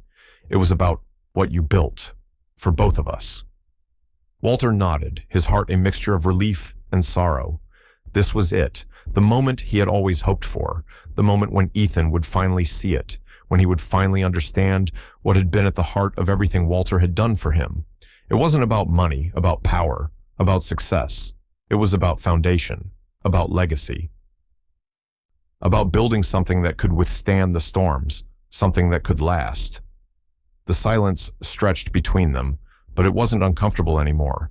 It was the kind of silence that comes when both people are finally on the same page, when the years of hurt and miscommunication have been bridged by simple understanding. Walter turned and started walking along the edge of the bridge, his steps slow and steady, feeling the weight of the moment settle around him like a quiet blessing. Ethan followed, walking side by side with him, his pace matching his father's, no longer rushing, no longer trying to escape or prove anything. The sound of their footsteps was the only thing breaking the silence now, but it was a comfortable silence, one that spoke of healing, of moving forward together, not by force, but by choice. They reached the far side of the bridge and paused, both of them looking out at the river below, the water moving gently but steadily, much like the years ahead of them. Finally, Walter spoke again, his voice soft but sure. "Sometimes loss rebuilds character, Ethan," he said, his words carrying a quiet wisdom that only age could bring. "But it's the foundation that holds you up." Ethan's eyes met his father's, and for the first time in a long time, there was a look of true understanding in his gaze, a look that said more than words ever could. And for the first time in a long time, Walter felt a weight lift from his chest. The years of silence, the years of anger and betrayal, they hadn't erased everything. There was something still standing between them, something worth rebuilding. And for the first time in a long time, it felt like it was finally starting to take shape. But even as the peaceful silence settled over them, Walter couldn't ignore the fact that the road ahead was still uncertain. They were walking side by side now, but there was no guarantee they wouldn't stumble again. For now, though, there was peace, quiet, and the knowledge that, for once, the foundation was solid. The workshop was silent, save for the faint hum of the overhead light, casting a soft, yellow glow across the cluttered space. Tools hung neatly on the wall, some old, some worn with use, others still gleaming with the sheen of being freshly bought. There were the sounds of Walter's hands moving quietly through the room, the scraping of his boots against the concrete floor as he tidied up, swept away the dust of time and memories. It had been months since that night, months since the public humiliation, the silent words that had sliced through the air at his son's wedding. He hadn't been back to the site, hadn't needed to. The world had moved on. He had moved on. But today, in the quiet of his workshop, surrounded by the tools and plans he'd used to carve out his life, he found himself pausing. He bent over the workbench, his fingers brushing against the familiar objects, wooden scraps, sheets of paper, old blueprints for houses he'd designed. His eyes scanned the room, his hands stilling as they reached for the small, familiar object wedged behind an old set of plans on the shelf. It was the microphone, the one from the wedding, the one he had stood behind to deliver his words that night, the words that had changed everything. Anna had saved it for him, tucked away in this corner of his life as though it were some kind of symbol. He didn't know why she had kept it, why she hadn't tossed it out along with the other debris of the past. But now, holding it in his hands again, he understood. It wasn't just a piece of metal or plastic. It was a moment, a turning point. Walter turned the microphone over in his hands, the weight of it suddenly so heavy, not because of what it represented, but because of what had followed. Ethan's retreat, his own silence, the long stretch of emptiness between them. But there, in the stillness of the workshop, Walter could almost hear the echo of those words again. He wasn't angry anymore. He wasn't bitter. But there was a quiet dignity in the way he had stood up that night. He had said what needed to be said, and in doing so, he had let go of something. With a sigh, he placed the microphone on the shelf, its sleek surface catching the light for a moment before it settled into its new place, on a shelf labeled Closure. The room was silent once more, but there was a different kind of peace now, a peace that hadn't been there before. Walter stepped back, his eyes lingering on the mic one last time before he turned and moved toward the door. As he reached for the handle, his phone buzzed in his pocket, the vibration a sudden intrusion into the calm. He pulled it out, his thumb moving slowly over the screen. It was a message from Ethan. His name flashed on the screen. It was simple, just a few words. "Dinner tonight?" Walter stared at the message for a moment. There was no bitterness, no hesitation, only the quiet realization that, maybe, this was the beginning of something else. He typed back slowly, "You cooking?" A few seconds passed before Ethan's reply came, "Trying to earn my plate." Walter smiled faintly at the words, a slight shift in his chest that he couldn't quite place. It wasn't the dramatic apology or grand gesture he had expected. It wasn't even a declaration of love or regret. It was just Ethan, reaching out, trying. After everything, after all the silence, the distance, they were both finally speaking the same language again. Walter's fingers hovered over the phone for a moment, his mind a quiet whirlwind of memories, but then he typed back, "Finally." The words felt right, simple, real. For the first time in a long time, Walter could sense the shift between them. It wasn't big, it wasn't loud, but it was enough. The tension that had once existed in every interaction between them, the heavy weight of unresolved conflict, it was slowly starting to dissipate. He looked around his workshop one last time, then grabbed his jacket and headed toward the door. The quiet had returned to the house, the kind that had once felt suffocating, but now felt like the beginning of something new.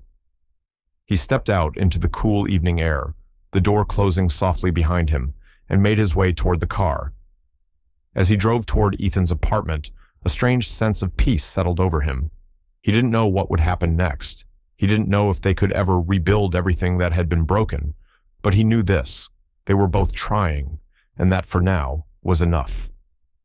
The road ahead was still uncertain, but for the first time in months, Walter felt like he was walking in the right direction. And as the headlights illuminated the road before him, he allowed himself to hope just a little bit.